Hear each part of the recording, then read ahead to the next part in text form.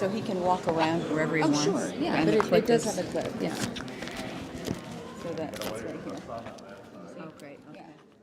And we did test it, so everything's on, working. The live stream is starting, but they can't see anything yet. Right. It looks nice the way you set it up. I was there this morning. Thank you. So let's see, what was I going to say? Oh, halfway through, the camera battery only lasts maybe at most an hour and a half. She has a second one she'll have to swap out. Okay. So maybe there can be sort of a planned. There is going to be a break. Oh, good. But I was going to try to do it at 10:15, but he said, well, let's play it by ear. So I'm leaving it up to him. Whenever that It break won't- is will be perfect. Okay. Yeah. And then She you want can me to swap tell them out. Violetta that I just told her. Great. Yeah. Okay. I think it'll be at least by 10:15. Okay.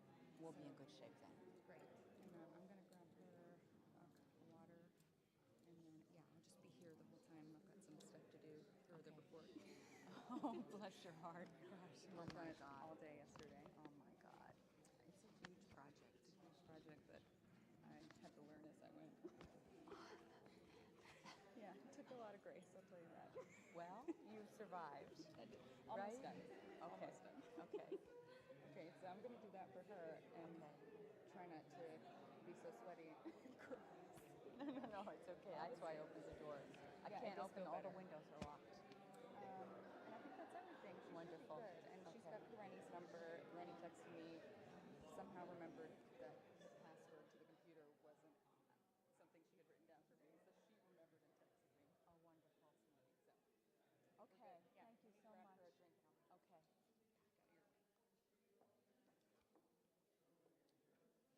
Okay, so when you announce that his birthday is tomorrow, Judy that's going to be her signal that she's going to start singing, inviting everybody to sing happy birthday. Fine. Okay? I'll bring that in right at the beginning of the introduction. Okay. So I'll say something personal about him, and then come back to the academic. Okay. Okay. And we do have a mic, Oh, so he'll be wonderful. able to walk around with it. Wonderful. I don't know if you. I'll wait till he comes in. I'll give it to him. I'm happy for that. His voice is I know. very soft. Yeah, this is Michael Fran will take care of everything. And if he repeats the questions that people might have, then everybody will be able to hear it because of his mic.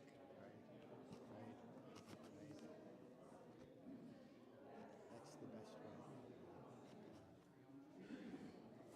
We had to move the camera from the church that we use for 9 o'clock Mass live streams over here.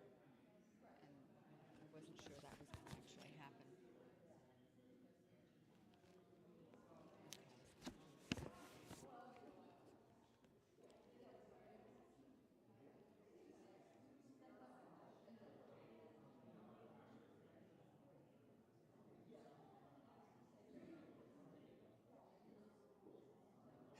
Yes, when I saw that his birthday, I thought, boy, he's coming across the country on his birthday.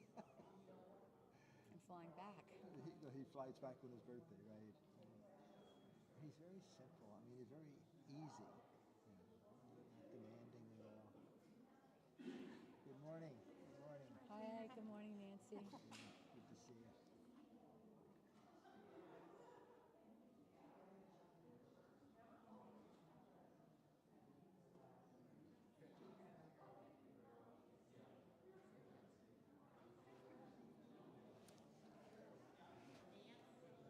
Hi, Harry. Good morning. Good morning. Good morning. You got here and I made it too.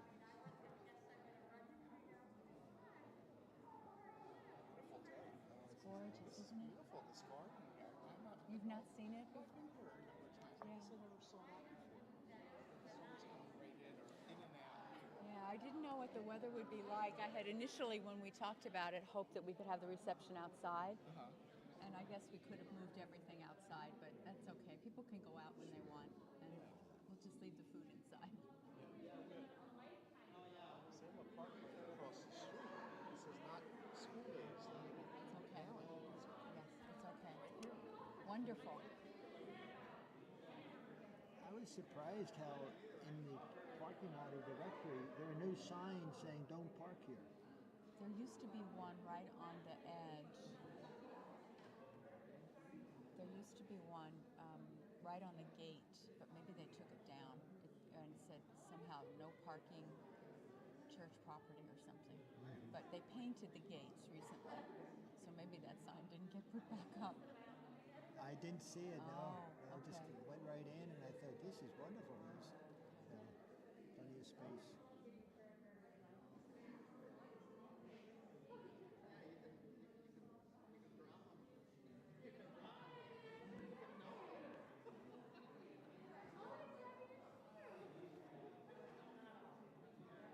Hi, Karen.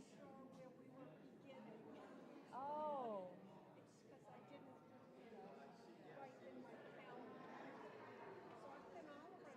Oh, well, I'm glad you found us. Welcome.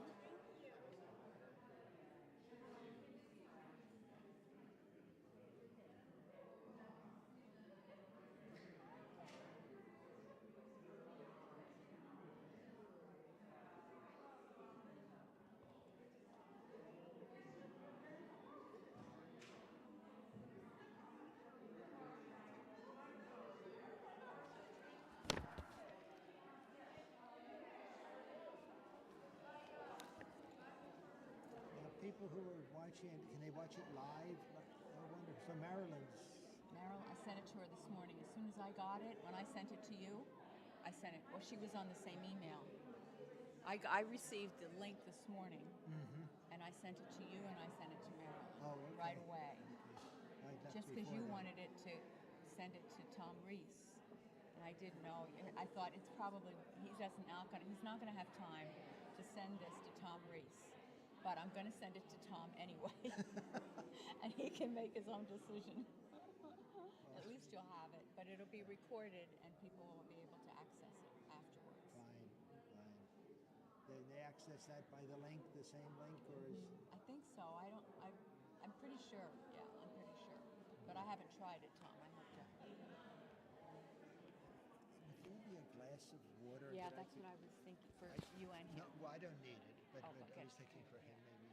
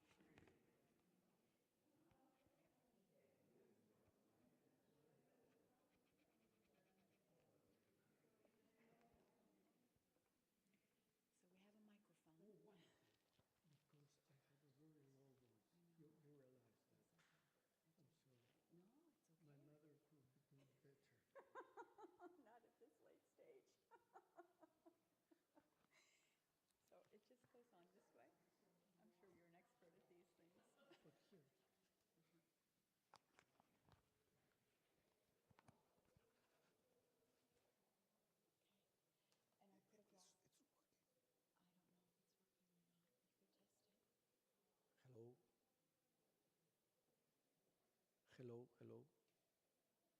Hello. 1, 2, 3. Hello.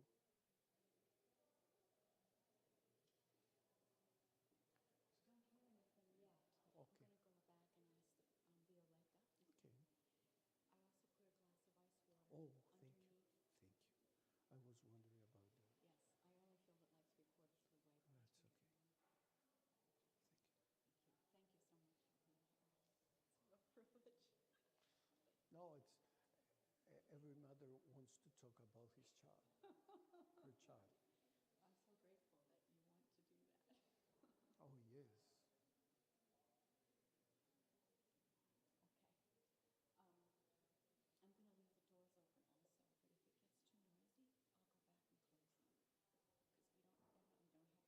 too noisy, I'll go back and close them because we definitely don't have the air conditioning on.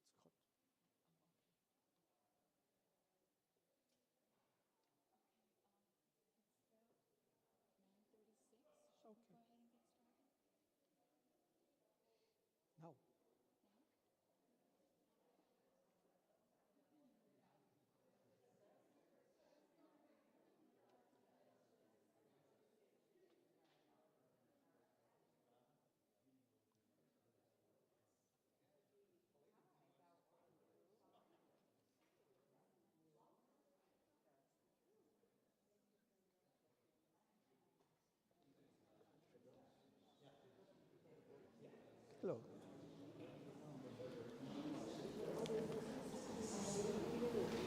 I got this online about 6 weeks ago. Well, good morning, everyone. Welcome. Morning.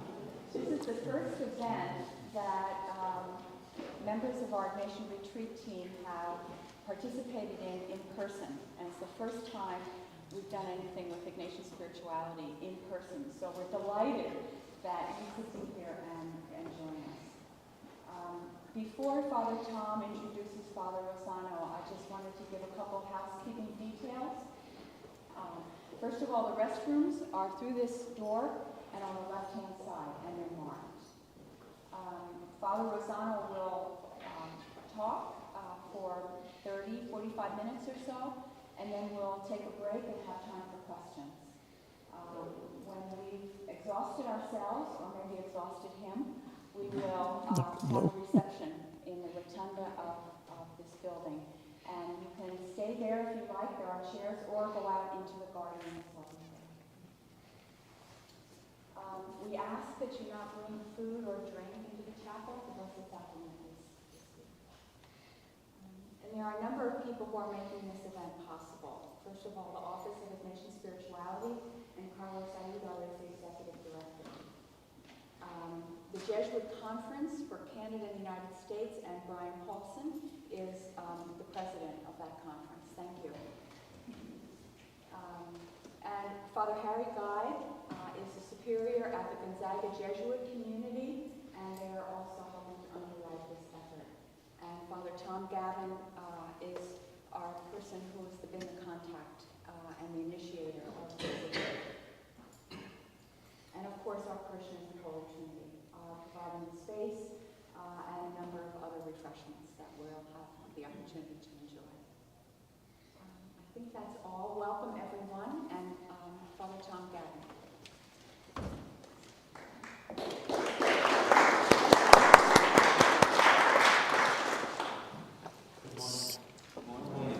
Thank you to the sponsors for making it possible. It's really a pleasure to have Father Rossano come. He flew in yesterday from San Francisco, and he'll be flying back tomorrow. And to begin, to just say a word about Father Rossano, it's just your birthday tomorrow. Tomorrow. Sure. Happy birthday to you. Happy birthday to you. Happy Birthday, Father Rossano. Happy birthday to you. Thank you. Thank you.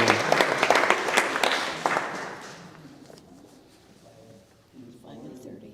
Peru, entered the Society of Jesus in Peru, in Peru, but his studies and most of your teaching, I believe, In Rome. was in Italy. Yes. And up until a couple of years ago, he was faculty member on the Gregorian University, teaching spiritual Ignatian theology. And then he was invited to come to an American theology. We are in need of teachers in spiritual theology, Ignatian theology. So there was a generosity there, and he's now a full-time faculty member at our theology in Berkeley, and visiting professor at the Gregorian University in Rome. So I hope that you will be with us for many years more. Thank you.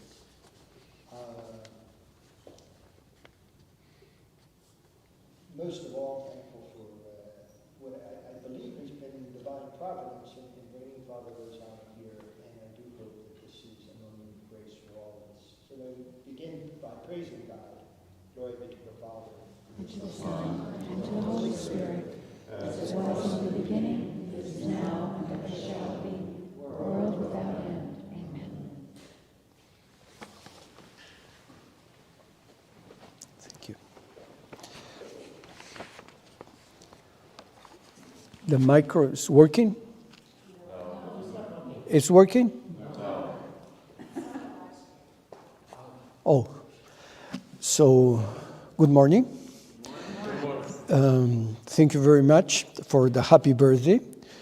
Maybe I can give you a gift, not to hear the conference and just to have a party. But they invited me to do the conference, and you came for that, not to just to sing happy birthday for me. So thank you very much. The point for the reason why I wrote the book has to do with a personal insatisfaction, a dissatisfaction that has to do with the situation that we live in. And as Ignatius says in the text of the exercises, at the end of the first week, that we have to put ourselves in front of the Christ at the end of one of the meditations of the first week. What have I done for Christ? What I am doing for Christ, and what I will do for Christ? I was thinking, what have I done with my dissatisfaction? What I am doing with my dissatisfaction, and what I am going to do with my dissatisfaction, because this dissatisfaction has to do with the situation that we are in. And of course, it's a new situation in the history of the humanity, the church, and the society. And so, the most important thing, I think, is that even at the beginning of the Vatican II, we were living in a sociological situation very different than we are living today in just 60 or 70 years. When I was a child, I still had some masses with my mother. When I was 4 or 5 years old, I went to mass with my mother, and I see my mother with a veil. No, that's very Latin liturgy. And the context, even in Peru, was very Christian, I can say. And I think that in the States, also, even if it's not a Catholic society, but we can say that was a Christian society, even Reformed and Catholic. And the fact is that when I was looking at my mother, and I remember also when I studied theology at the beginning of the 70s, and how the situation is today, it's a huge difference, if you can understand, if you have lived as long as I have lived. So this is the main point. I would like to address my speech like a river that in this river converge different aspects, okay? So the mainstream is the sociological situation. What is happening? It's happening that when I was saying, especially in society of all Christian tradition, things are changing. Today in Europe, in the States, but in Latin America that I know a little, we have the situation that societies that maybe in 50 or 60 years ago, they understand themselves as Christians. And that means that the society has an influence of Christian values for life and for death. And what happens today is that this Christian influence is not as stark as it was before, or maybe it's almost disappearing in some places. So that is the main point. We are not living in a society that offers at first hand Christian values. And that's the point. What are we going to do? And so that's as a scholar, if I consider myself a scholar, as a scholar, that's the point of my disaffection, dissatisfaction. It's a hard word, to be disaffected. My disaffection comes from this. What are we going? What can we do? Or just say nothing? Well, what are we going to do? And so I thought that maybe the way is to change paradigm. That's because the subtitle of the book is A New Paradigm, because the sociological situation has changed. So we have to change mind, heart, in some way. But we have to change the approach that we have to reality. So that is the sociological aspect. And to approach that situation, the first thing I think that is to recognize that the human being has still a desire for transcendence. And this is very important. Transcendence didn't change. 60, but even in the time of Ignatius and today, we have a situation in which human being, us, we want something more than we have. In some way, we have a dissatisfaction inside of ourselves. Maybe that's why also you are here today.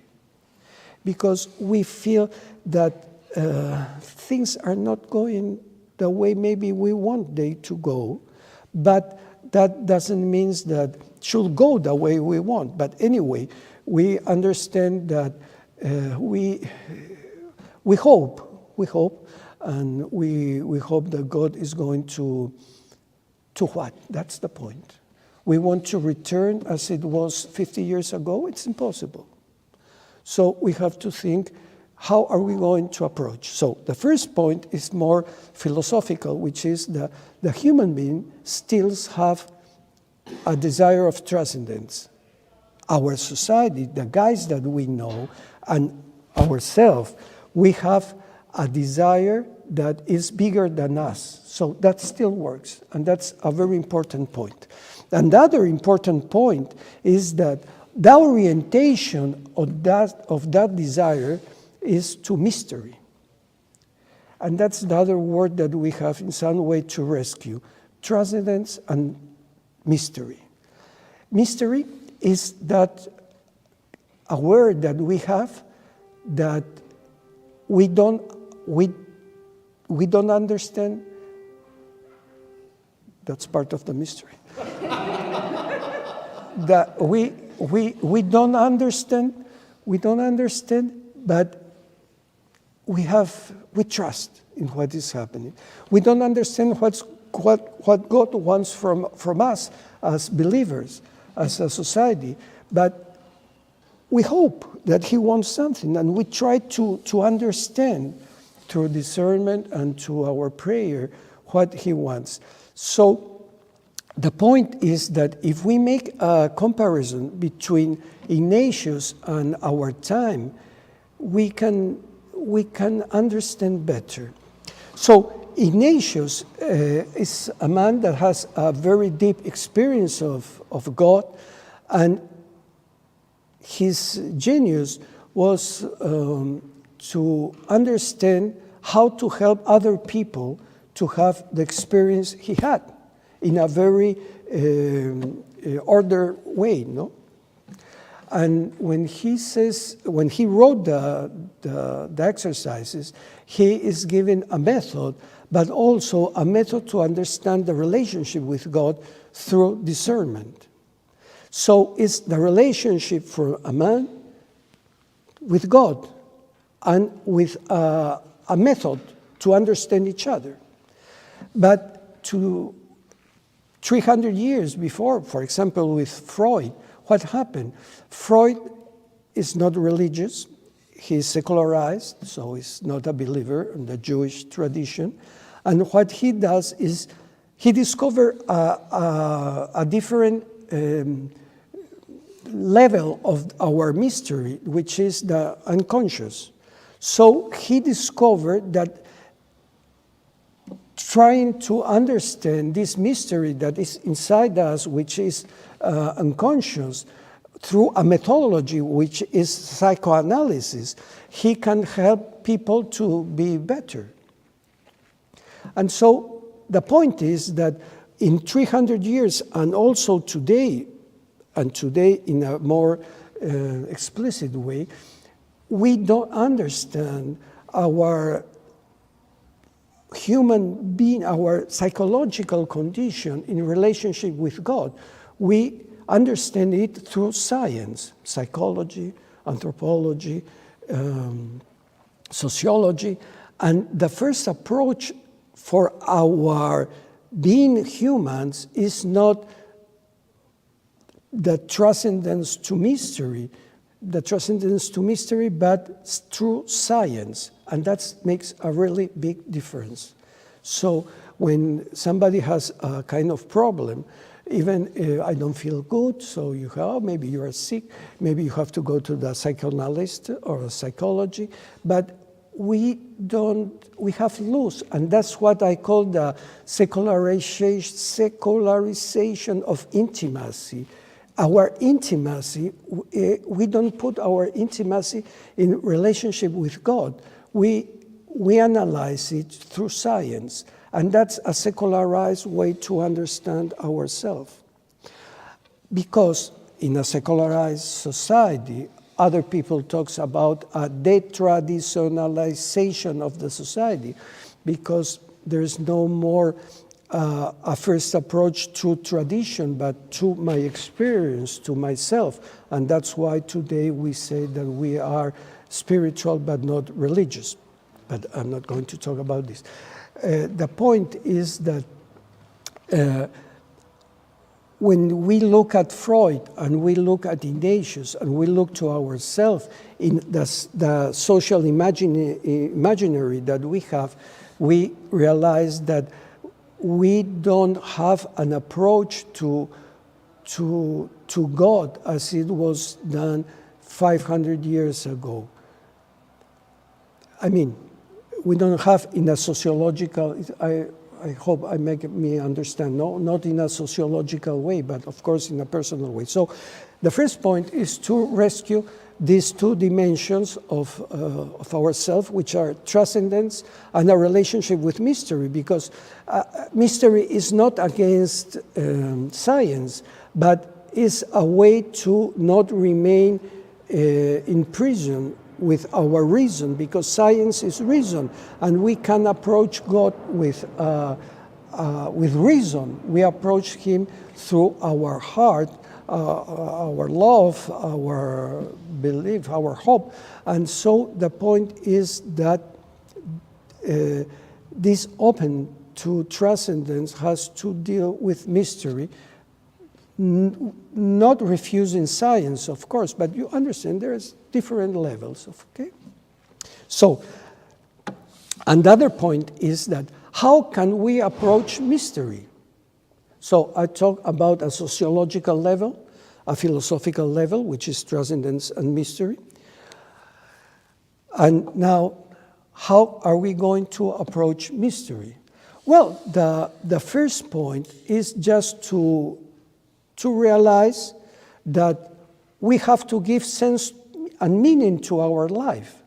Maybe you remember sometime, long time ago, as I remember, long time ago, when I was a young boy and I was trying to do something with my life, and I was 15, 16 years, and then I am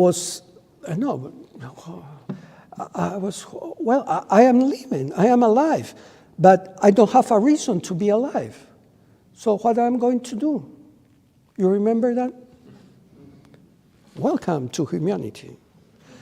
So that's the point. We are a mystery for ourselves. So if we understand ourselves through science, it's okay, because I want to go to the hospital, I want to understand society. Yes, that's okay. But the fact that I am alive, I don't have automatically a reason to be alive. I have to give to myself a reason to be alive. And that's the point when I think that all the question about decision making, it's important. So that's more a psychological level. So we have a sociological level, a philosophical, anthropological, which is the fact that I recognize myself as a mystery. And if I recognize myself as a mystery, I realize that if the meaning and the sense for my life doesn't come from a logic reason that I give to myself, I have to find it in some way outside. So the meaning for life, most of the time, we receive it from outside. Something gives us meaning to our life, and giving meaning to our life means that then I trust to that meaning. And of course, and here is where the two poles, mystery and transcendence, works, because if I'm not, it depends what I want to trust. Is it what kind of value I want to trust to? The more transcendent the value that I trust myself to, the more transcendent I will be. And that's the point. Society doesn't offer an opportunity to understand these high values. What the society offers is, I don't think here in Washington, D.C. is different. What the society offers us, you know what offers? An horizon of this world. And the point is that we have lost the eschatological view of our life. Even with people of church where I teach, I ask students that are priests and nuns, when you take a decision, you think the consequence of your decision after death? And they laugh.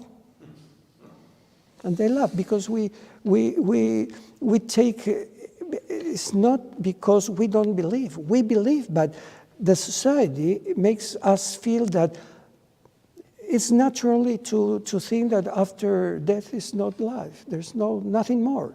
And we act, even if we think in another way, we act normally in this way. This is not a judgment is just a constatation about my classes. I'm not talking about you, of course. So we have these four levels, and why is important the fourth one, which is the psychological, which is decision making? Why I think it's very important? Because we can analyze our life through the decisions that we made. And that means if we look at how a decision is taken, we can see that it needs a context. Every decision is made in a context. And then we have an input, a motion, something, if we are talking we can apply this to any kind of decision, but if we are talking about our relationship with God and we talk about discernment, we know that we have two kinds of motions, the motion of the good spirit and the motion of the bad spirit. And the motion then is something that happens to me that is not a product of my reasoning, is not a product of my thoughts, but it's something that I realize, and I know you understand very good what emotion is. So emotion is something that happens to me, and I am aware of that motion, and that motion has a cognitive content, says me something, and makes me feel something. So I think and I feel. And what I think and what I feel makes me think. I have to reflect. One morning I am praying, and then a scene of the gospel touched me, a word of Jesus, and that illuminates me. You see, that's the cognitive content, and makes me feel good, interest. That's the affective dimension, and that's emotion. And then after the prayer, I think, wow, what I am going to do with this? And you start reflecting until you say, well, this comes from God or not? I say, yes, it comes from God. That's a judgment. It comes from God. Then what I am going to do, I have to take a decision what to do with that. And then once I realize what to do, I have to assume the consequence of the decision I took. And so I think that it's very important to realize how important are decisions in our life. It's very interesting that through the studies in Ignatian spirituality, there are many books about decision-making and Ignatian spirituality, but in terms only of discernment, but not in a way that, for example, today they are studying decision-making, in neuroscience and psychology. So I think we have to rescue all that knowing in a way to know better how we react through decisions. So, if we want to do something with the dissatisfaction that we have, or that I have, I thought that write a book will be a good idea. Maybe you can, I don't know if you have the same idea, but anyway, the best thing, what I think that we have to do is to understand that even if the social context has changed in 15 days in a so dramatic way, transcendence and mystery are still part of our human condition. And Ignatius talks to this, and the Church talks to this, and mysticism talks to this dimension. And that means that we have to start understanding ourselves as a mystery that is open to the mystery of life. And I think that here we can do the next step, which is the mystery of Christ. Remember, Paul is in his letters, he talks always about the mystery of Christ. So if we go from our own mystery that is just an anthropological level to the mystery of Christ, because Christ is also a man, I think we have a bridge that here is very interesting. And of course, for example, we talk about conversion and we talk about transformation, but conversion is a decision.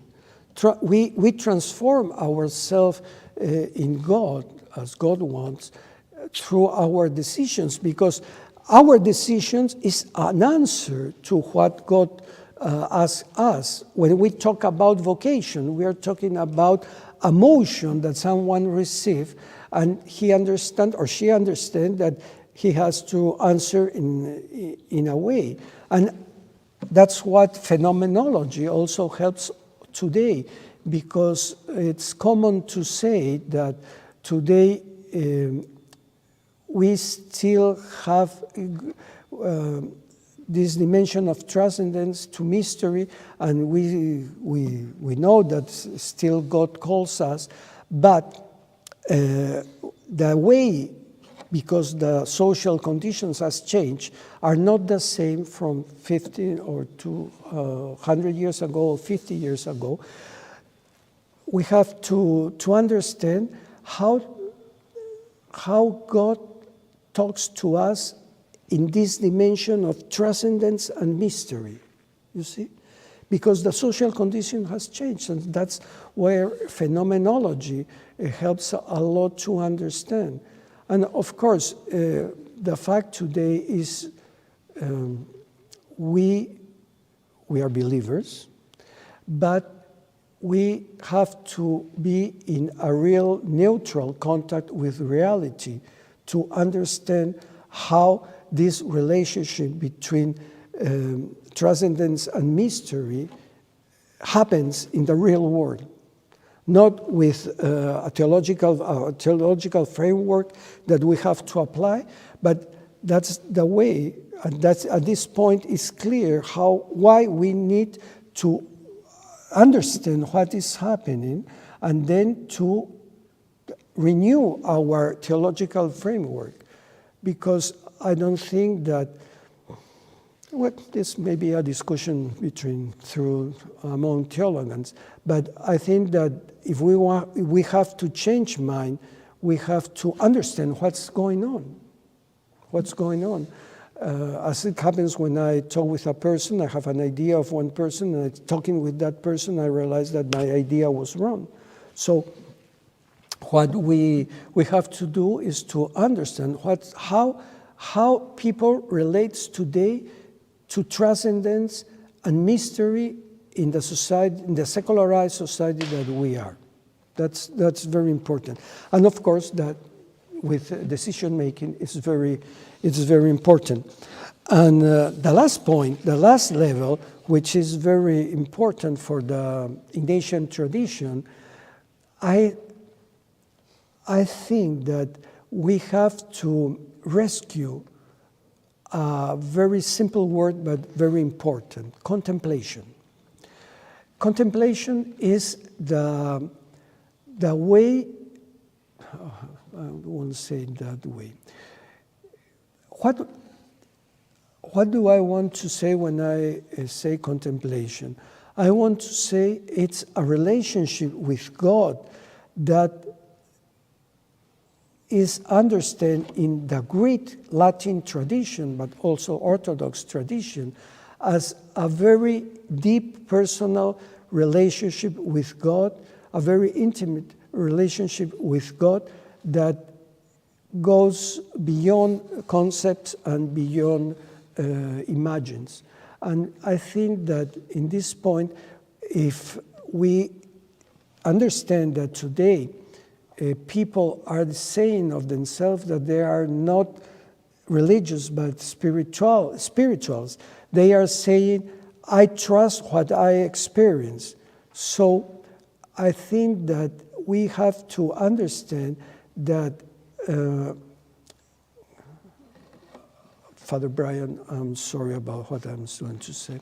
But we have to understand that the spiritual exercise is just a first level of our Christian transformation. We have to go further. Because as John of the Cross teach us, is that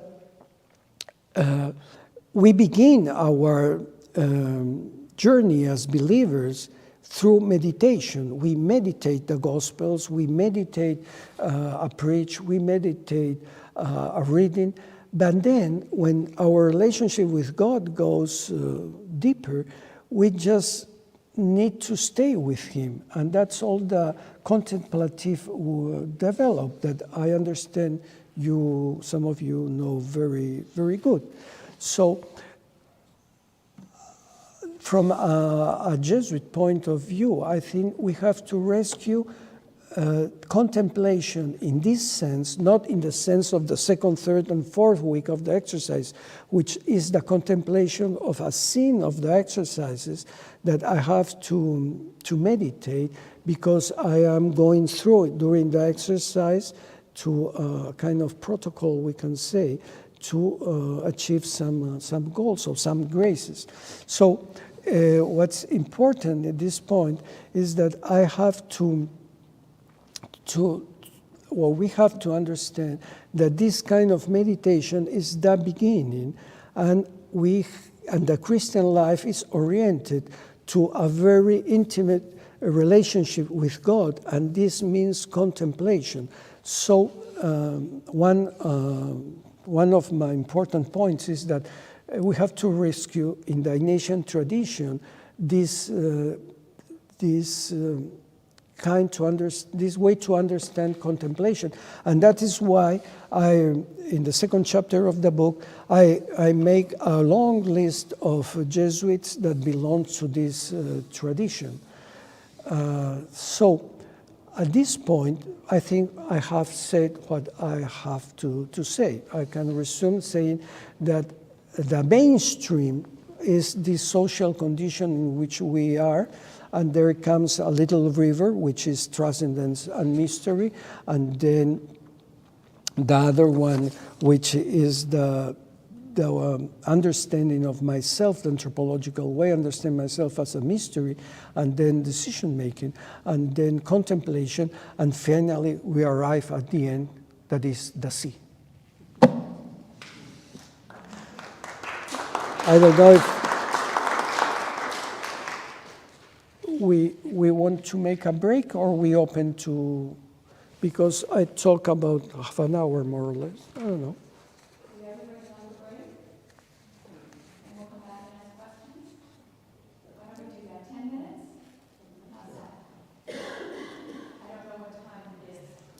It's 10, 12. Okay.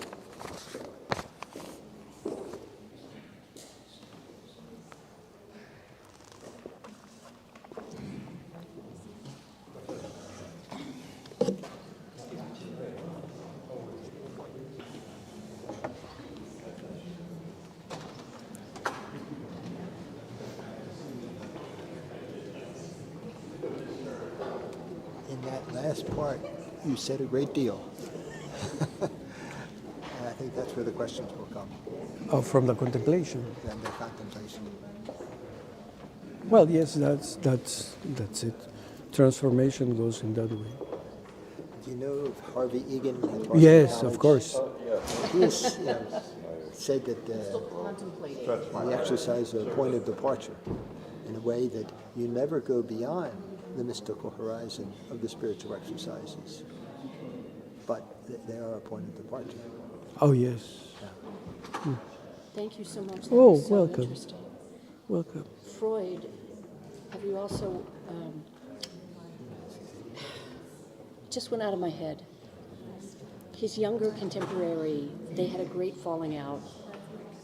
The name I'm looking for is Jung. Carl Young. Yeah, he has another approach. Yeah.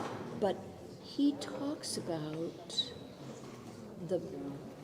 a destructive model in our trying to recover ourselves, that we have an epiphany, a revelation, but we think that's all we have to do. But he says, no, you have to live through the suffering that comes with the revelation of what's wrong. This is psychoanalysis, and it's only living with the consequences of the epiphany that you can then get to recovery. Absolutely. Does that make sense? Oh, yes. Yes. And I think Yes, because I feel like that's what you're talking about. the in a way. first week of the exercise is that. The first week of the exercise, you go through, you put yourself in front of God, and this situation makes you think that you have taken bad decisions in front of God, and you have to deal with that, and that's what he says, that you ask God for forgiveness, but in a very existential way, not just a theoretical way. Yeah, that's the same. I will say. What made me think of it was your comment that the spiritual exercises are the beginning. That's the epiphany. I did the spiritual exercises in the 19th annotation a while ago, but I did them. And they are the beginning. then you have to live.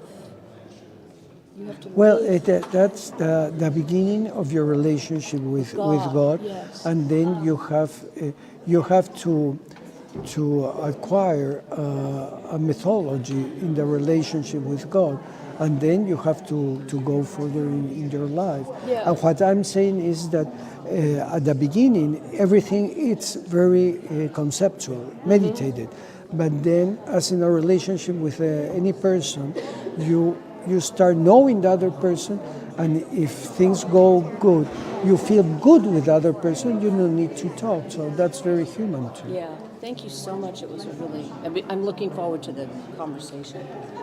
Where are you from in Peru? Lima. Because some friends of mine lived there for several years, and I visited Peru. Oh, Lima. I was in Lima. I was also in Cusco. Yes, and in what is the city near the Nazca lines? Ica. Yeah, we were down there, and we went into the Amazon rainforest as well. I got quite a nice trip. Oh, yeah. I mean, we didn't go very far north into the really some of the dry areas. Is that right? I mean, it's very deserty. Yes, all the coast is this. Yeah. Just finding out about Peru, which I visited years ago, and thought was so beautiful. Thank you. Welcome. So far, so good. Wonderful. Wonderful. You are so kind. No, you're Yeah, wonderful. no. You're just wonderful. My mother doesn't thought in that way. He was very strict with me. She was? Yes, I was always That's why wrong. you're so kind. I'll go to him. Which generation? Thank you.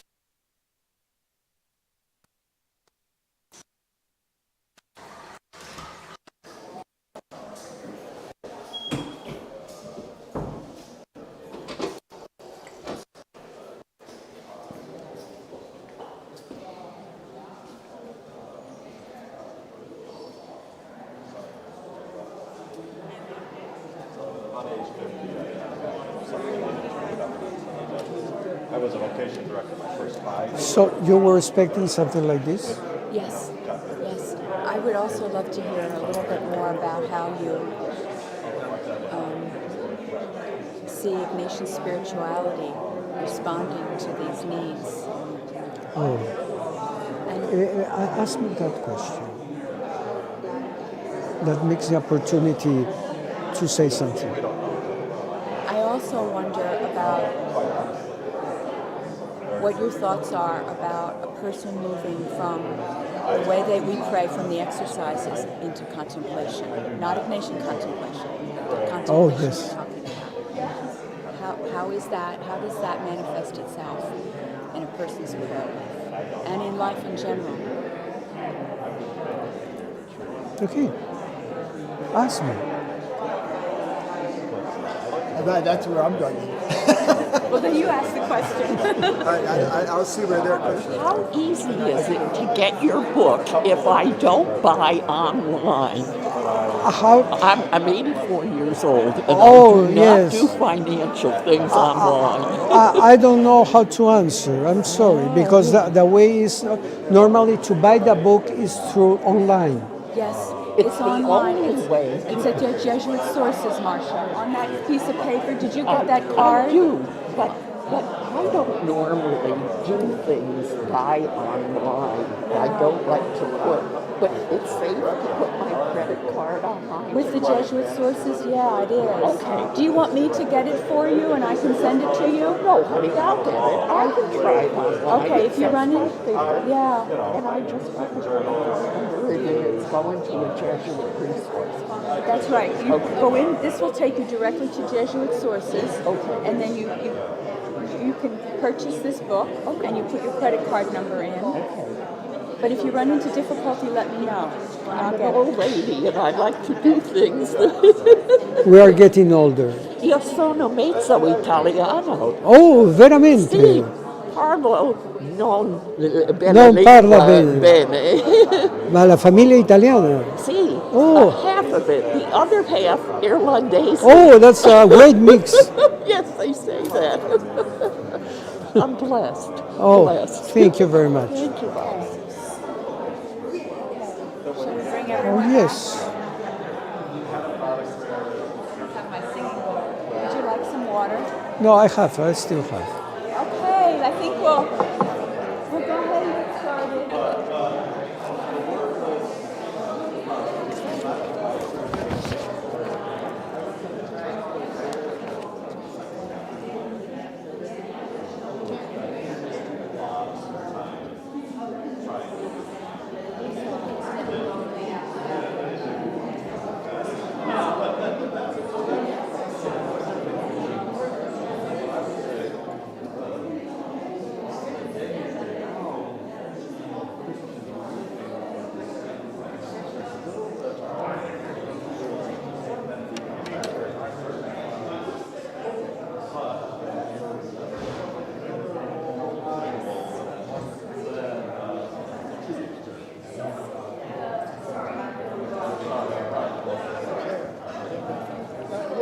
Everything's on the same issue as raised. Conflict between religious spirituality, which is the imagination, versus the temple, being in the presence, which is non-conceptual.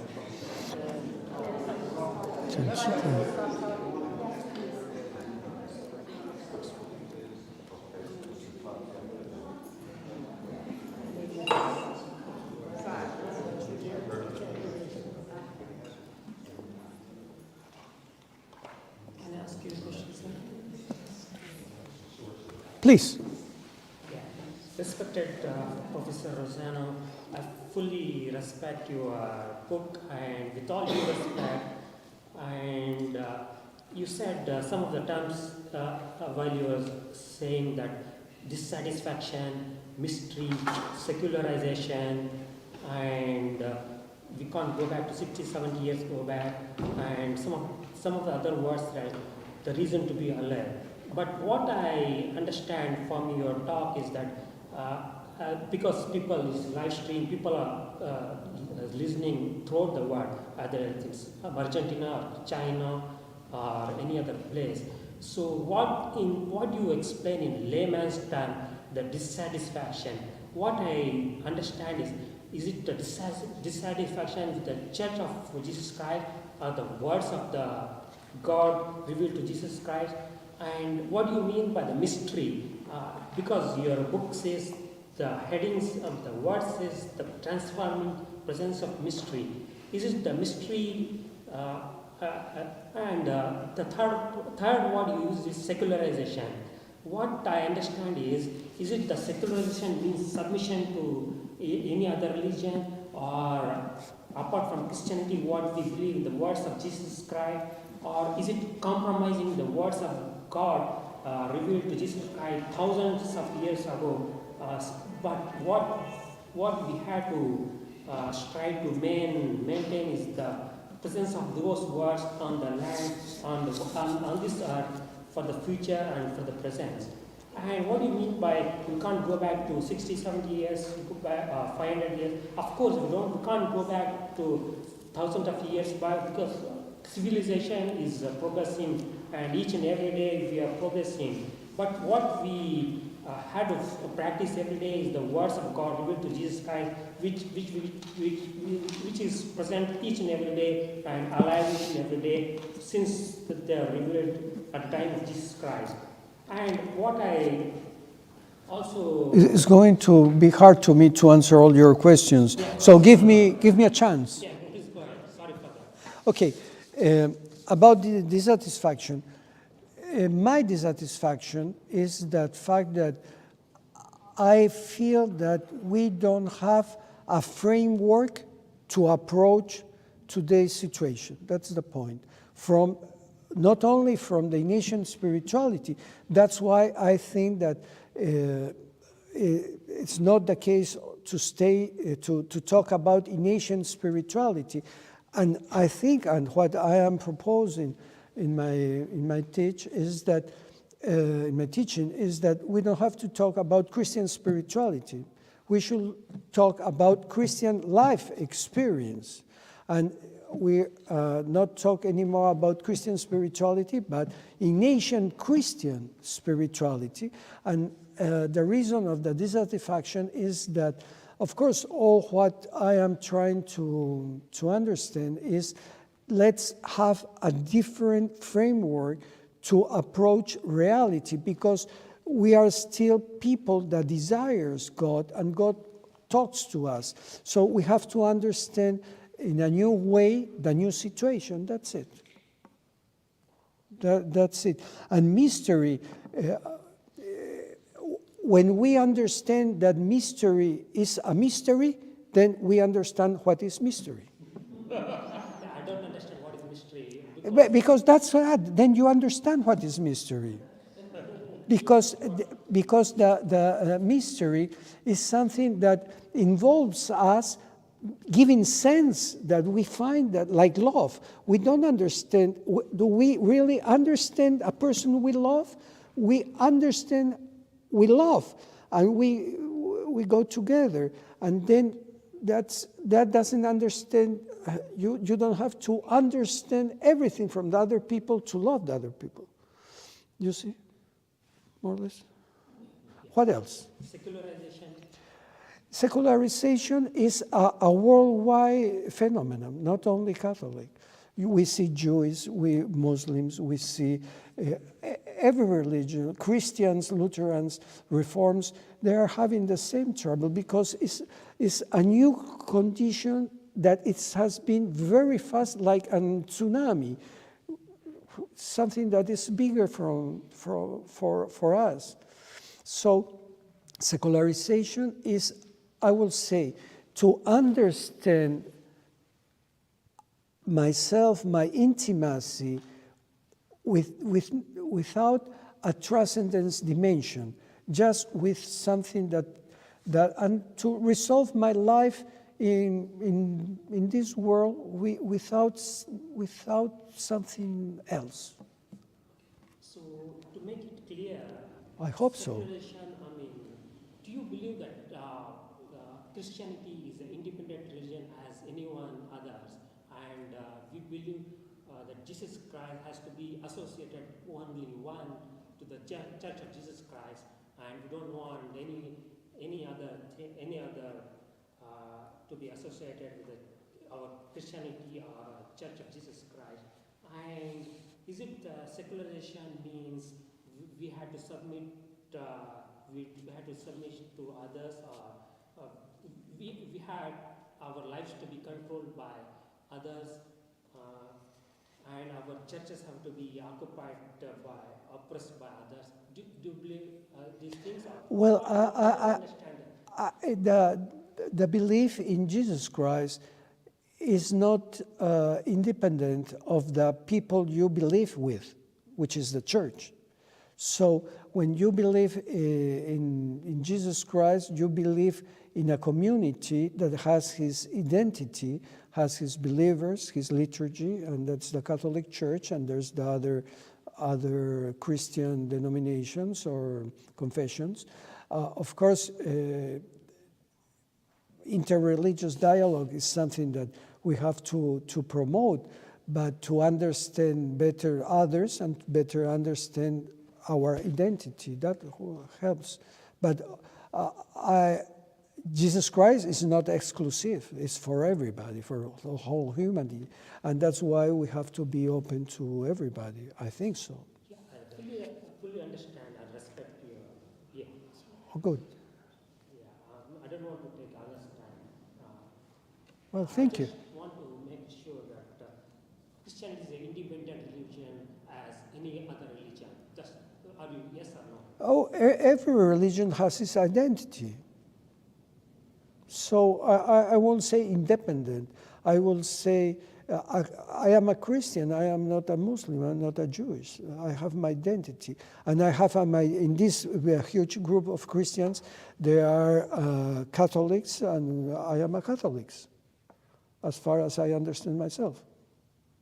I don't know what are you going to think after my speech, but I understand myself as a Catholic. You see? Please. You very clearly explained that we're living in a world where most people identify as spiritual but not religious. I believe, and you can tell me if I'm wrong, that you feel that the spiritual exercises is an entry point into a faith experience, Of course. which can then be moving on toward Carmelite contemplation, etc. Yes. My question is, in this world of secular spirituality, is there a model or a method that you would suggest for how one attracts people who are religious who are spiritual but not religious toward doing something like the spiritual exercises? Because the language, the vocabulary is completely different. Oh yes, of course.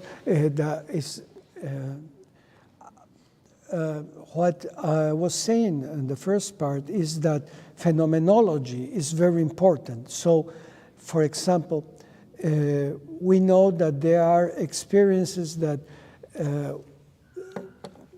I don't have the text here, but we have a lot of witnesses that they say, I was laying down in the grass one afternoon, and then I have a feeling of communion with the whole, with the universe.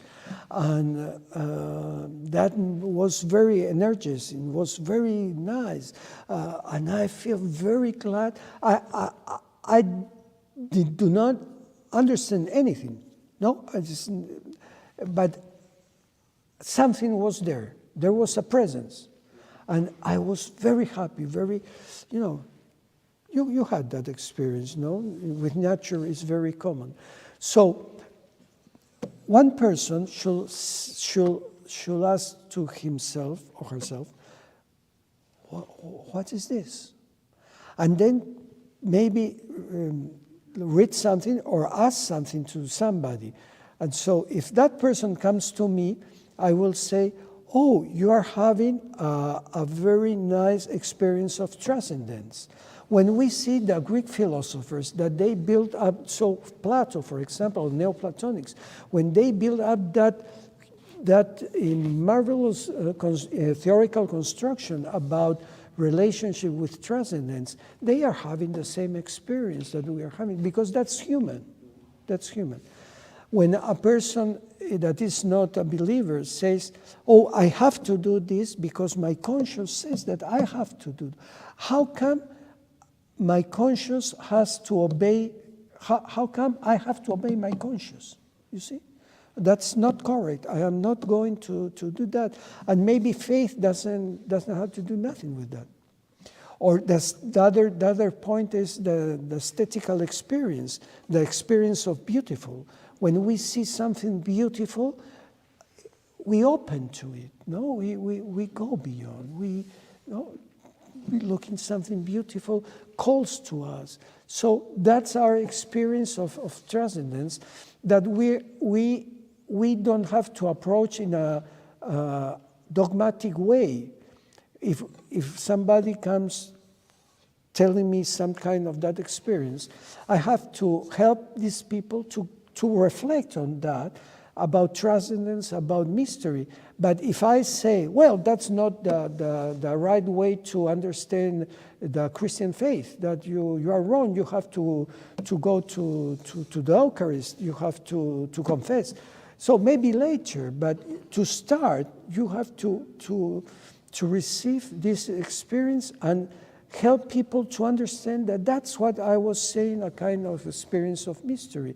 Because when I was saying, I am a mystery for myself, because I don't know who I am. I have in some way construct my identity through choices. That's one. That's the first level of mystery. But then there are also this experience of beauty, of gratitude, of awareness, of something else, a presence. There's something. How many poets they say no? There's more reality than the reality that I see. So that's a kind of perception. But this kind of perception doesn't take too serious in a secularized scientific world. So we have to rescue that. How do you reconcile an approach to prayer that is basically more monastic, that is contemplative in nature, that is non-conceptual? And from being non-conceptual, you get insights after you've experienced that presence of God, versus Ignatian spirituality, which I don't quite understand completely, but seems to be more conceptual in nature, and therefore, the imagination and all that, and I just can't, that's not my tradition at this point. And so is there room for Ignatian spirituality that includes a contemplative approach that is non-conceptual in nature? And is that the paradigm that you're sort of looking at, which sort of opens up the avenue? I compare the non-conceptual approach to downloading an app. You download an app, you don't see it, and then all of a sudden you get insights. It opens up. Yes. And it's the same thing with contemplation. You don't see it, it's non-conceptual, it's experiential, but then it opens up a consciousness.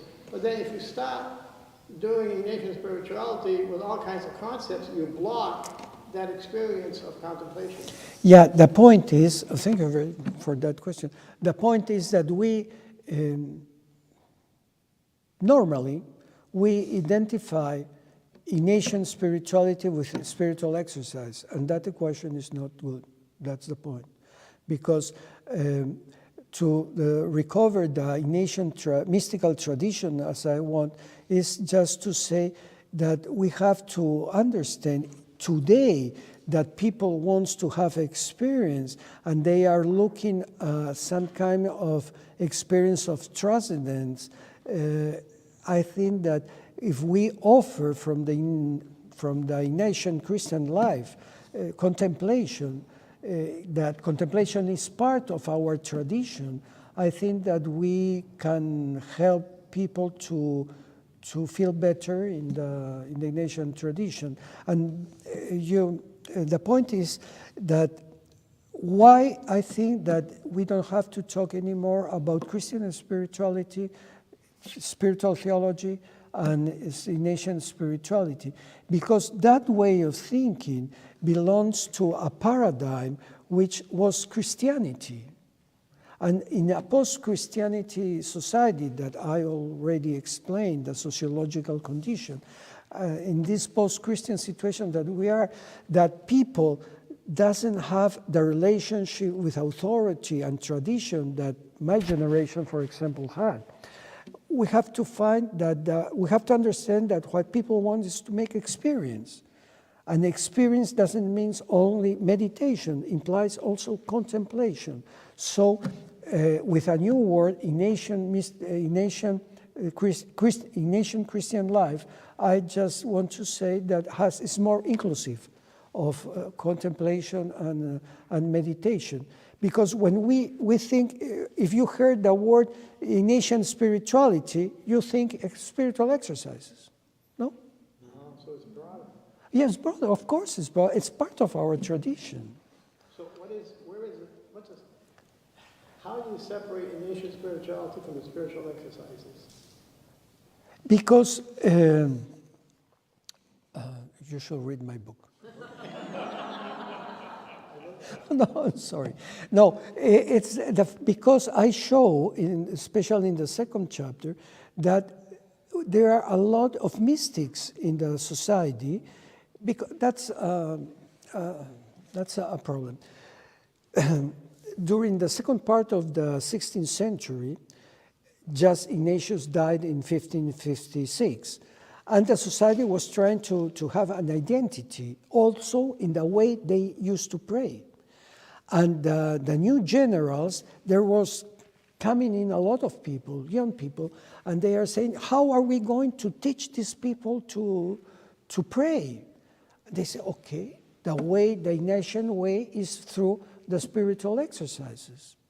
And there was Cordeses, Baltasar Álvarez, La Puente, but a lot of other people from that part of the century that also the beginning, because we have the French, they are very important, L'Allemand, Suran, and others. They start developing in their personal way of prayer, contemplative prayer, especially during the second part of the 16th century. And what happened? The general superior says, no, don't teach that, because that's not the way to understand our identity. But today, if we understand that, that's why I want to put John of the Cross, not to make a contrast, but to understand that the normal development of the Christian life goes normally, not means always, normally goes from meditation exercises to contemplation. That's the way it is. If we understand that, we can rescue our mystical tradition without thinking that we are doing a bad thing for the Ignatian spirituality. That's what I am thinking. And today, I mean, it's common sense. I will say that. But there's a reason. For example, the other reason. You know that the autobiography of Ignatius and the spiritual diary of Ignatius, we have the text only in the first part of the 20th century, and the Jesuits start reading it after Vatican II, because there was no edition. When Ignatius dictated his pilgrim history, his autobiography, after some years, the copies disappeared.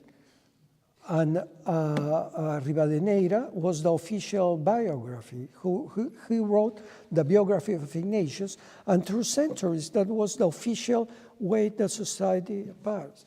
But that's comprehensible also because we can understand that because that part of the century and more the next century, the 7th century, is a century with Jansenism and with Quietism.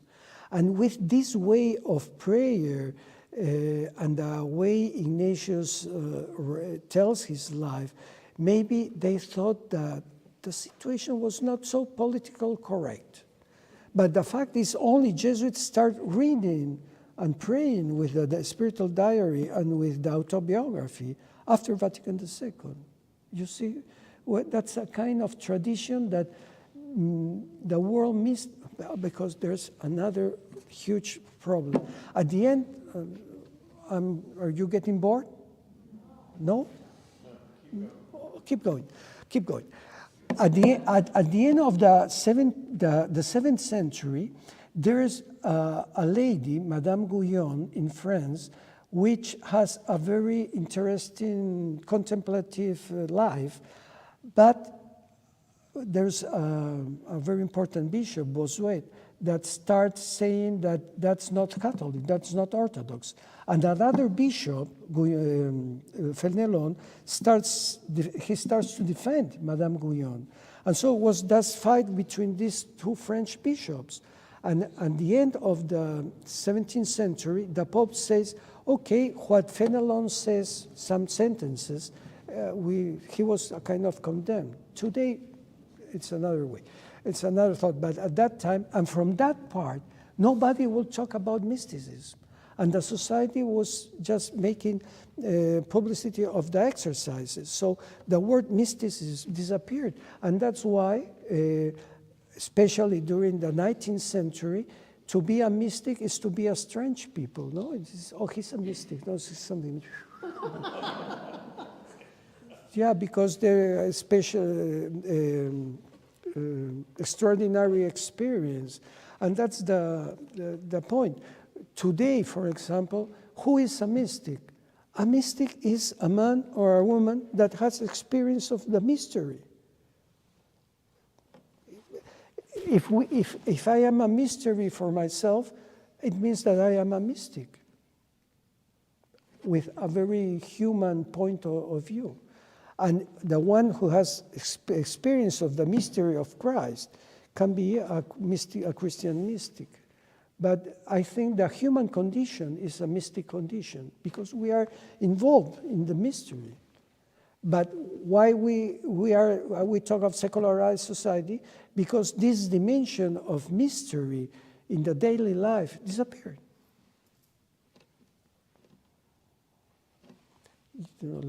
Yes. No. Could you make a comment about desire? Where the word desire comes from? Oh, yeah, that's a beautiful word because that's I understand desire as the psychological dimension of this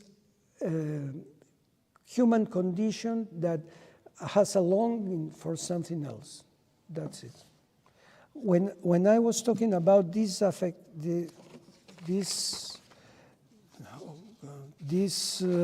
dissatisfaction, when I was talking about dissatisfaction, it's a desire.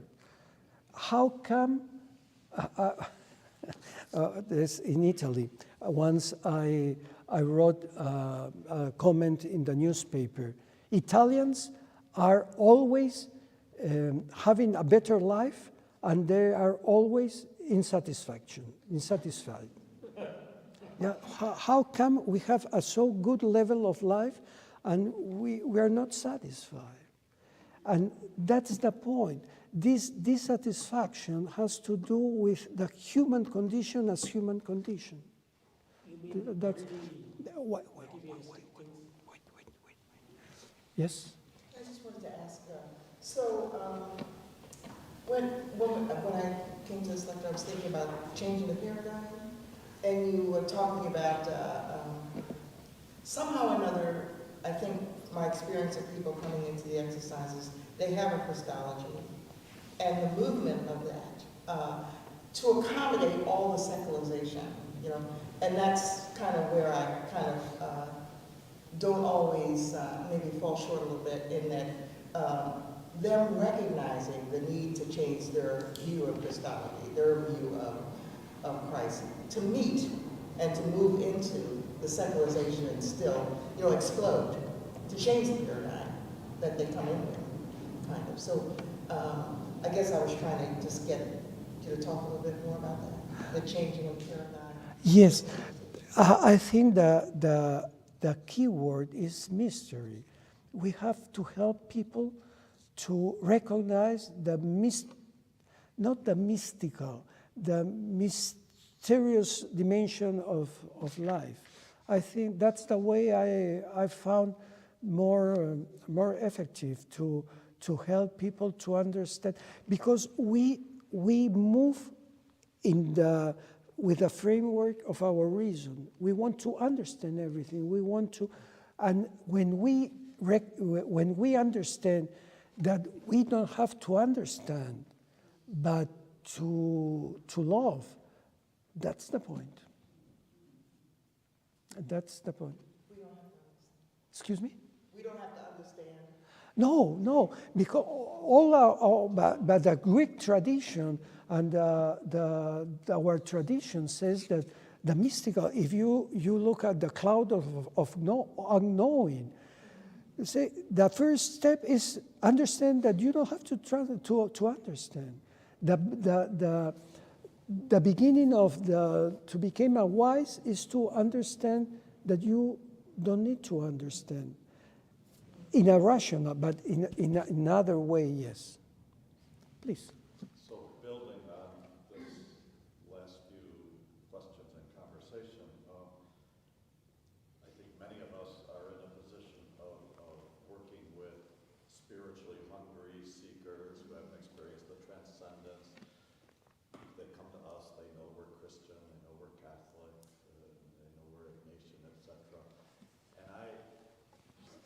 wondered if you have some reflections on, I think a pastoral challenge in this postmodern, secularized, de-Christianized milieu is, to borrow Paul Ricoeur's term, how do we invite them into a second naivete so that it's an act of faith that they're going to draw life from this religious symbolic universe of Scripture and liturgy. And so they're going to live this Ignatian Christian life within that symbolic universe. But when we have critical consciousness, to come to that second naivete, I find biblical theology, it's important to give people a certain amount of biblical theology so they can even relate to scriptures in this contemporary age. I just wonder what your reflections are on that. Well, yes.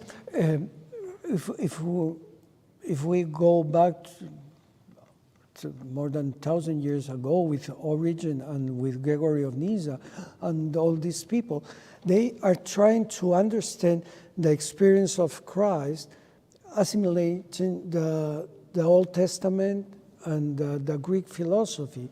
And so, of course, you have to do a kind of interpretation of that.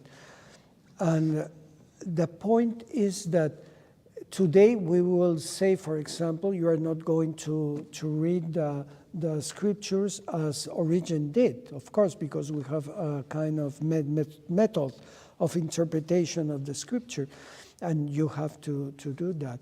But when you do that, you have an intellectual approach. And also, it's true that when you pray, you have another approach. So just the distinction between the study of the scriptures and the prayer make the difference. People that are teachers of scripture in Rome, which are live with them, I hear they are very critical, and the people in the Biblical Institute, they are the most critical people that I know about Bible. But I feel that doesn't mean that they don't believe in what. So the approach is different. And I can take this to say that what has happened in cosmology, what has happened in neuroscience, everything is science that is talking to us, and that doesn't mean that I'm not going to have a belief approach, because Ignatius, I think what is given in the annotations 1 to 20 in the exercise, it's still valid today. There's not the fact that we are 500 years ahead of him and with a huge development of science doesn't mean that what Ignatius says in the 20 annotations or in the 15 annotation is not true. Of course it's true, but what has to change is our approach to it.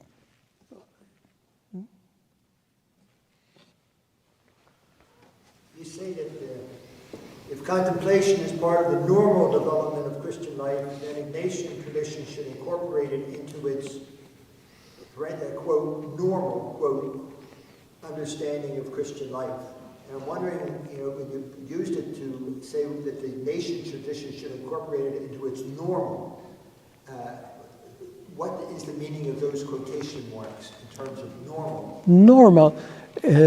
Well, it's normal that a child become an adolescent, and then an adult, and then an old man or woman. Normal means that if everything goes in the right way, God, because when we say, oh, but God loves you.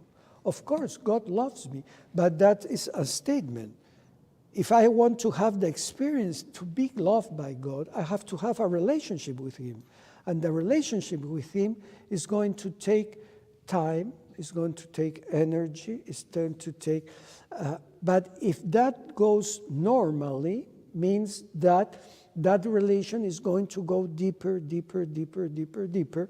At that point that I'm going to identify myself as God, as the Orthodox tradition says.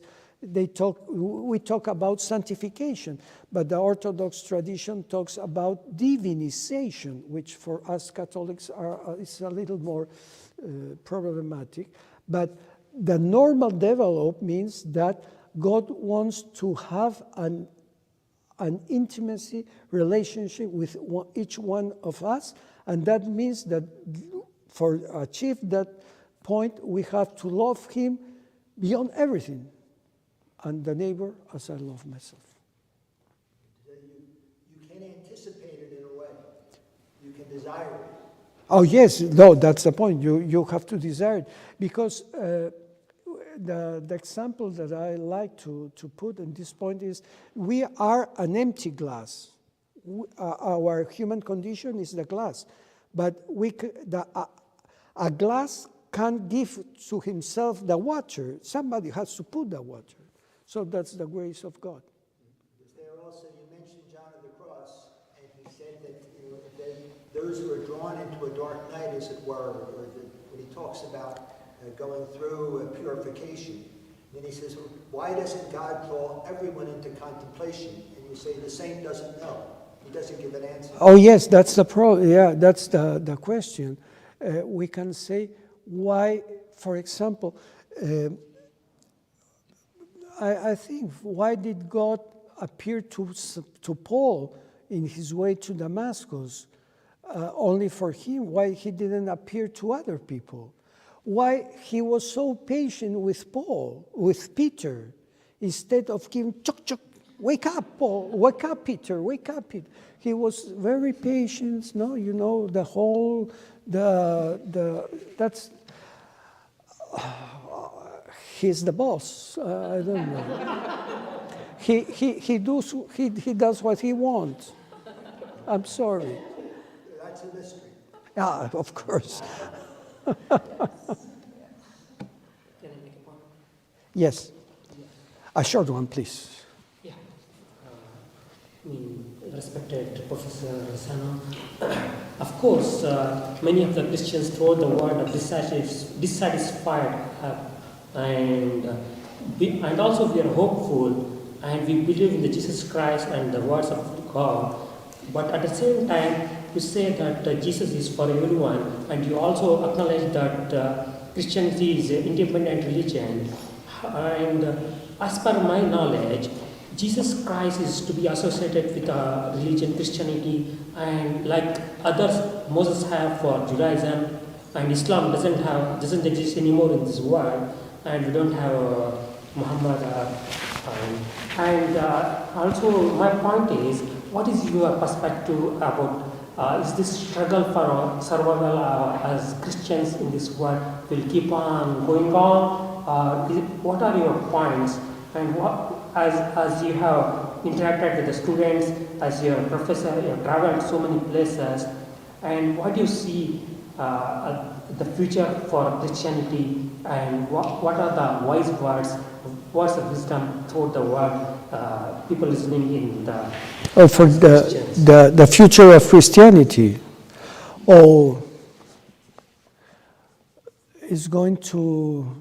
We are going to have a future, of course, there's no doubt about that, but not as we were used to have it, especially in the societies with an old Catholic or Christian tradition.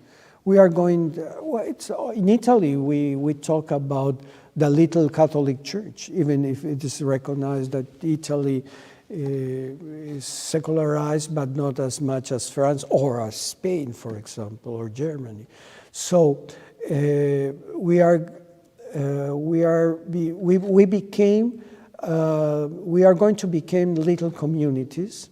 I don't know if you heard about this Benedictine option. That's an interesting option. We have to survive in communities of believers, and we are not going to have the social influence that we had. We have in Italy the conference of bishops, there are around 300. Brazil is 24 times bigger than Italy. And Italy and Brazil, they have more or less the same quantity of bishops. So that's going to be a social influence. And of course, the society is thinking, is giving away houses and work all around the Occident at least. So priests, you have to take advantage of having priests in front of you, because in some years it's going to be very rare to be a contact with a priest. I don't want to be pessimist, because I'm not pessimist. You can see I'm not pessimist, but that's the way that these things are going to be. We are going to that. In 10 years, things are going to be different. But we don't have to be sad about that, because God is God, and we believe in Him. So God says that the devil is not going to overcome us, but He didn't say that we have to be the biggest religion in the world. I think, no? Can I ask you to go a little further? I lived for 10 years in Qatar, and there is a Catholic church there that celebrates Mass. They got a dispensation to do it on Friday and Saturday, because that's when the workers are free. 19 times in that 36-hour period, only one of those Masses was in English. The rest were in languages for the workers who had come from Indonesia or Philippines or South India. What do you know about the church's growth in the southern half of our world and the less privileged half of our world? What you say about the diminishment of the church and its influence is largely northern and western, but you must be having lived in Italy, you must know about its explosion in other parts of the world. Well, maybe Father Brian knows better, because in Africa I think it's going good. Especially Francophone Africa, the church is exploding, and with, in Congo and all. Yeah, in Africa. In Qatar, at this church, they had 20 priests who were there to offer these masses in all of these other languages, because the workers needed it. Yeah, of course. But I would say vocations are we're turning away people in large numbers in Africa. I think that's the only part of the world where that's true. Latin America is low income for the most part. Secularization is taking place at a breathtaking pace in Latin America, and vocations are weak in Latin America compared to the need of how many Catholics are there. And Southeastern Asia. So towards the Indian subcontinent, the islands, and India, as there's only about 1 to 2% of India is Christian, but that's still a lot of people. And the Jesuits are getting vocations in good numbers from the Dalits, the tribals, the people outside of caste. They tend to be come from weaker educational backgrounds and whatnot, but that's a wonderful thing. We were getting vocations, the same phenomena that happened in the United States and Europe. so like say the people who would have descended from the Portuguese and 400 years, St. Francis Xavier, all that, when they had big families and lower incomes, lots of vocations. When the income went up and they have 2 children, that's vocations. and that's the case in Poland, for example. And just to answer the lady here about, well, what it means is, you know, if you've got a house that's built for 15 or 20 novices and you have spiritual directors for 15 or 20 novices, you can't handle 100. You have to make a decision who's going to be there. So they... Instead of expanding the house. Well, they do that, but you do it, you know, you do that carefully. And so different provinces have different responses, but resources are finite. And so because if you expand the house, you can, we did this in the United States, and some older Jesuits can tell you about some weak formation when you turn it into a factory model. And especially if you're trying to have an individual experience of the exercises, we struggle to find the Jesuits who are talented enough and holy enough to form the younger Jesuits.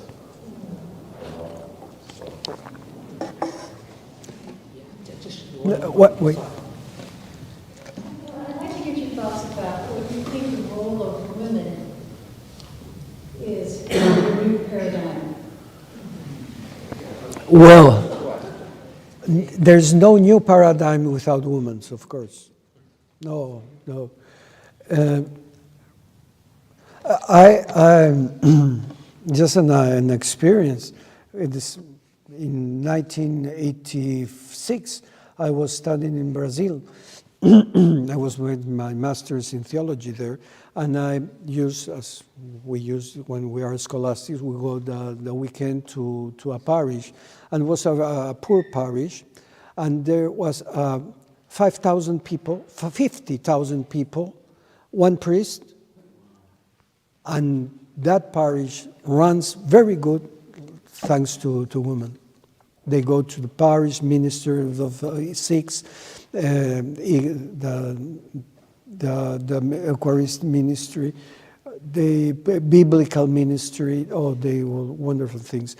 We lost during the years. We have lost this presence, but I think that no, today it's impossible to think just in a male paradigm. Of course, yes.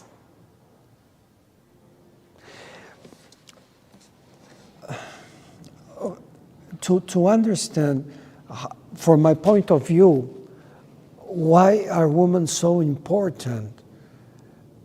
I have to understand my mother. My mother was, of course, nothing theology. She didn't have a career, but she believes, and I feel how she believes.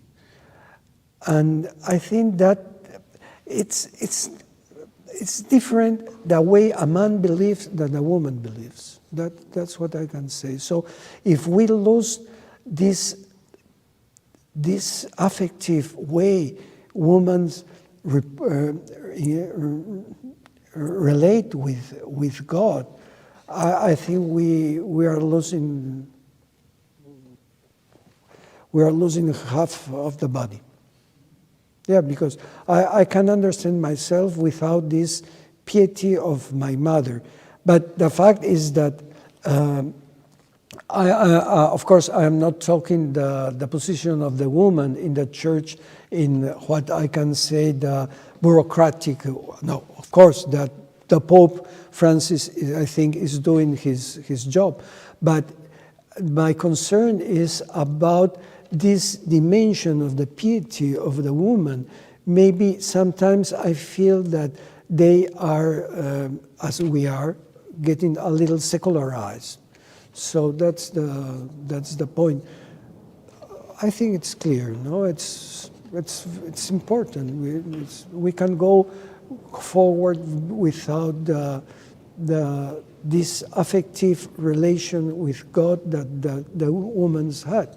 And the fact is that the way women follow Jesus in the gospel, and how women follow God today.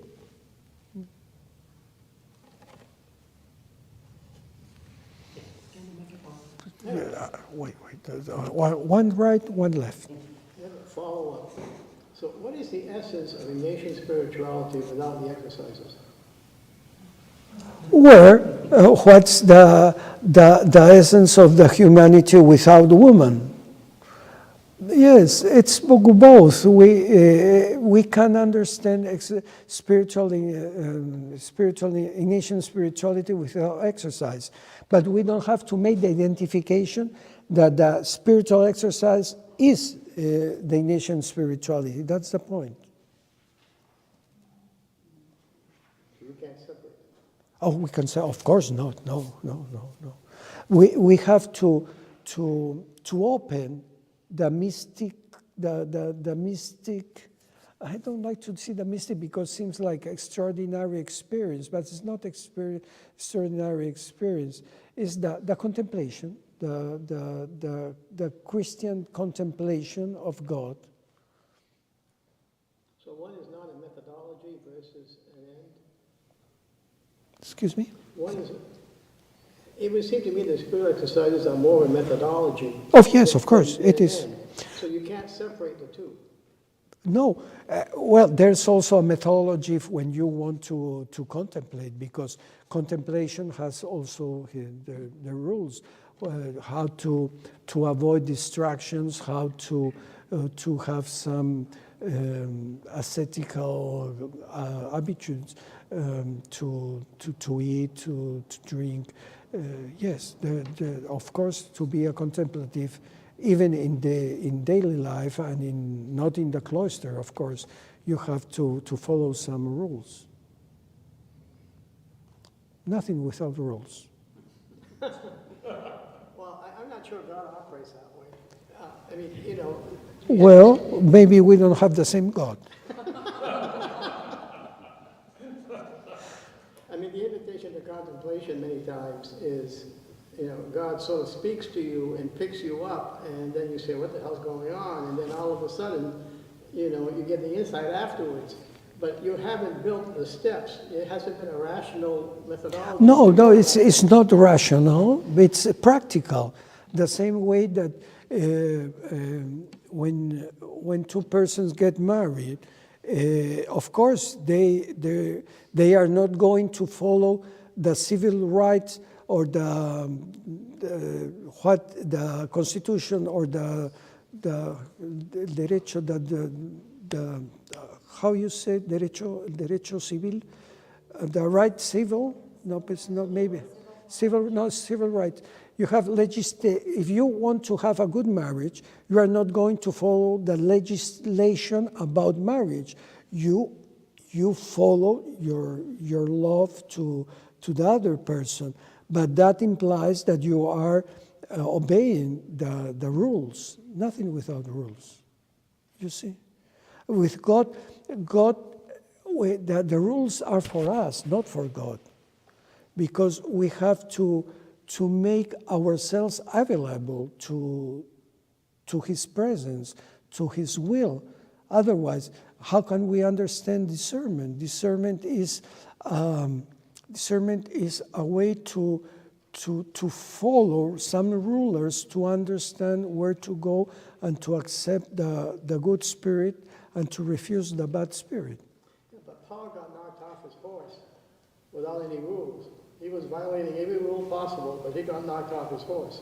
The initiative came from God. Oh yes, of course, always the initiative is from God. When I talk about decisions, I said that the input has to come from God, and then you answer to the input. It's not you that you give to yourself the input. No, of course. Right. You use the word science so many times while you're speaking today. And of course, science goes along with civilization. We can't have science without freedom. And science has been developing since the ages. And to come to the point, Rachel Lavin, who works with the ruling regime, says openly that it is science that our teenagers who can get gender change operations, they can cut off their breast because they are confused with their gender. Do you think this gender change dysphoria or our children getting gender change operations, getting dangerous drugs like to change their gender is all science related? And do you think the children getting educated, taught books in the library about all these things, and even the children's hospital openly spreading the information and all this? I have full respect with LGBT. I watch all the time Ellen DeGeneres show, and I don't have any problem, and fully respect them. Do you think, what are your perspectives on this? Well, I mean, I am not a specialist about these things, so I don't have a clear idea about that. But what I can say is that most of the time ideology and science goes together, because a scientist has to also have a frame to work in, and that maybe are some ideas that he believes, and he oriented his work. So ideology and science most of the times can go together, because it's difficult to only by science 100%. So that's what I will say. Left, right. You briefly mentioned beauty, the experience of beauty. So can you expand on beauty and how it relates to the new paradigm? Yes, it relates in the sense that in this new paradigm, what I want to underline is that our approach to mystery comes from different aspects of our daily life. And beauty is one of these. There's a theologian, famous, von Balthasar, that works a lot about this beautiful experience. And he puts as an example, the example that he puts is when you look at a little child and the little child smiles to you, you are not indifferent. No? When a little child smiles to you, you smile too. That kind of relationship is what happens when you see something beautiful. When you see something beautiful, you feel something, or you opens to another dimension of reality, which is beyond what is concrete. And in this sense, it's this experience of transcendence in the experience of beauty helps to understand how a Christian life is, helps to understand the dimension of transcendence in the Christian life. As an experience of beautiful helps you to go beyond everything. When you start in relationship with God, it's interesting because you start feeling that you are in a relationship with someone that is beyond everything. But at the same time, that experience makes you feel better in the human condition, in the daily life. So I think that the aesthetical dimension of transcendence opens you to something that is bigger than you. If you go to a museum, I'm sure that you go to the museum, and when you go into the museum and you go out of the museum, you will feel better when you go out of the museum. Why? Because if you see beautiful things, you are going to become beautiful. We became what we contemplate. That's what they say from 100, 2,000 years. We became what we contemplate.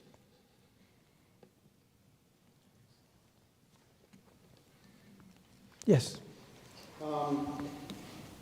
I'm wondering, I'm still trying to get at the practicalities here.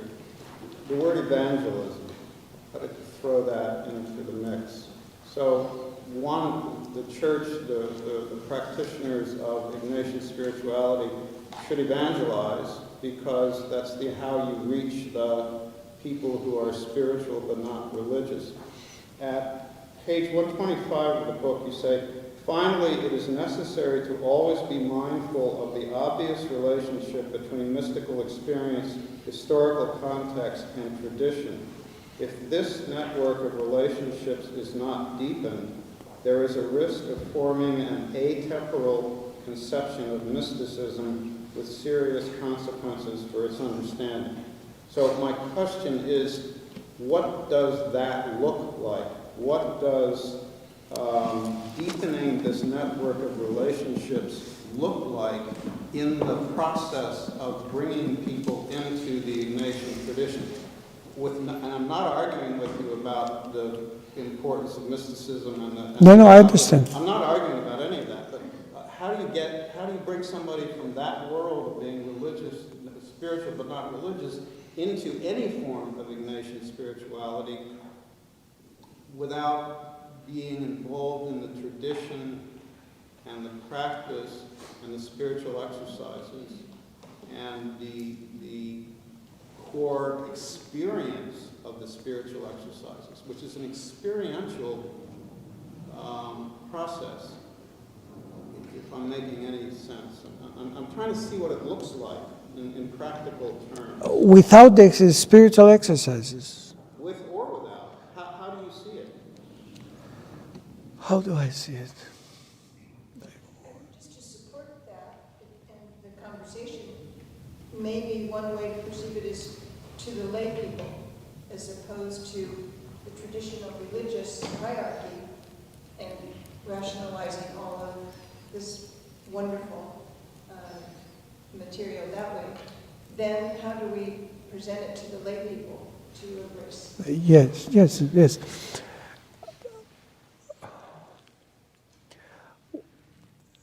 Maybe you are thinking in some particular person. I will say, as a Jesuit, I have to find a way to answer. You see, Ignatius in the exercise says, I think it's in the second, I don't remember the number, but it's in the second week. He says, and all after he goes through the meditation of the two standards and the three types of men, he says, and during the second week and the following weeks, you have to, the one who does the exercise has to do 5 contemplations.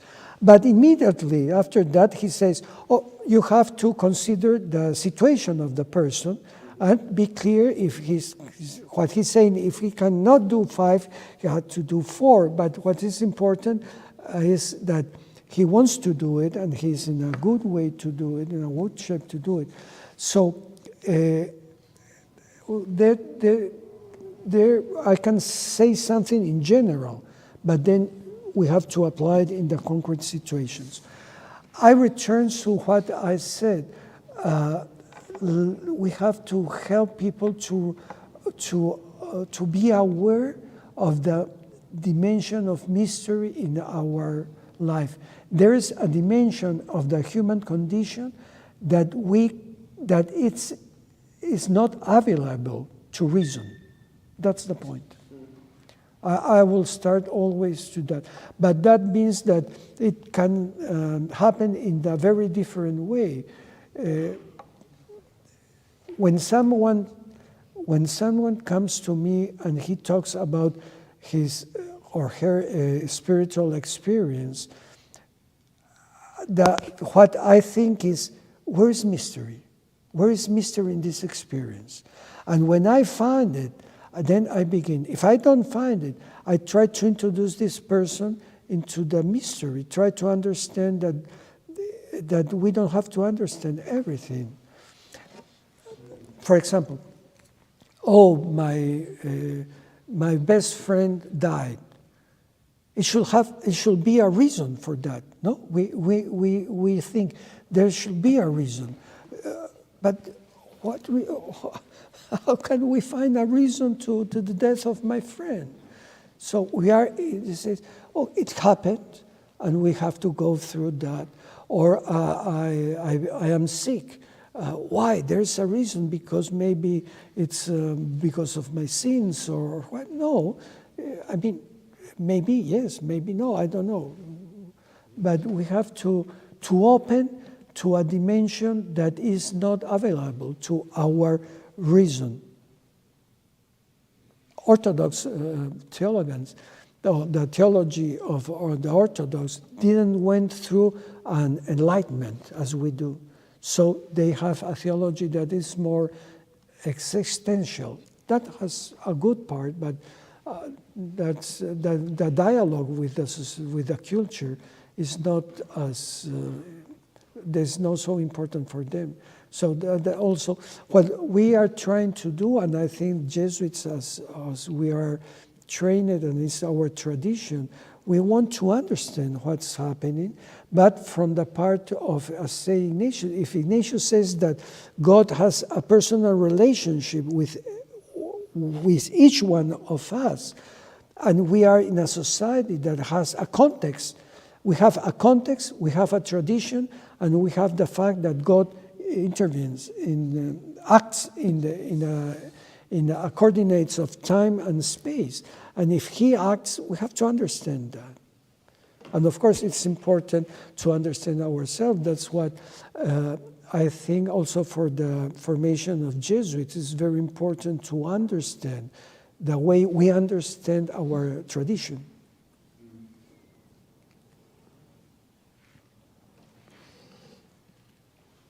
You are tired, I understand. Oh, yes. How would you relate God's sense of humor to mystery? My experience is that we take ourselves so seriously that God's sense of humor brings us back to reality. Yeah, I should make a joke now, but I don't know how what to say. Yes, I think the humor it's from my point of view one of the most important parts of life. Without humor, and of course, if you have the sense of mystery, you have to laugh. That's not it's mystery, because you laugh because you don't understand, and you laugh because this is the paradox. The way to not understand makes you understand. Then you laugh.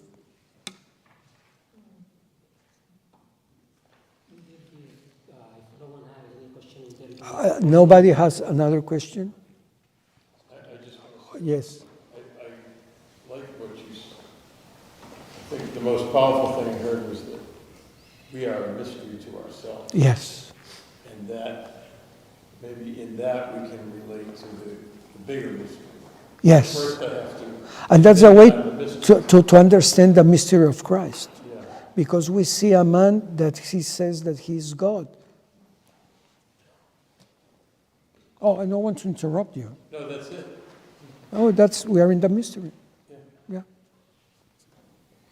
I just wanted to know if there's a prayer, closing prayer at the end, because we all want that cheer. You want to do the closing prayer? If everyone agrees, if it's okay.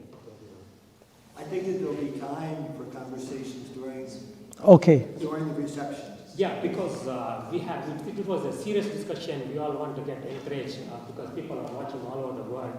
And we as Christians are optimistic in the words of God given to Jesus Christ.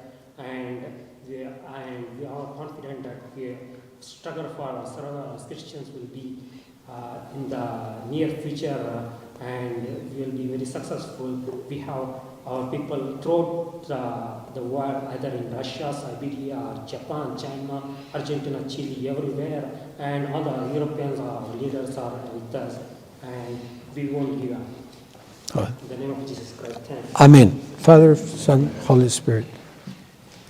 Thank you very much. Oh, welcome.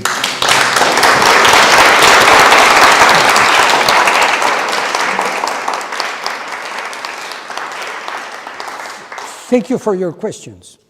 We have plenty of food out in the rotunda. If you could join us, that would be wonderful. And we also have some evaluations that I'm going to pass around. If you don't mind completing them and giving us some feedback. And I have pens too, if you need them. You want some help passing them out? Yes, please. Thank you.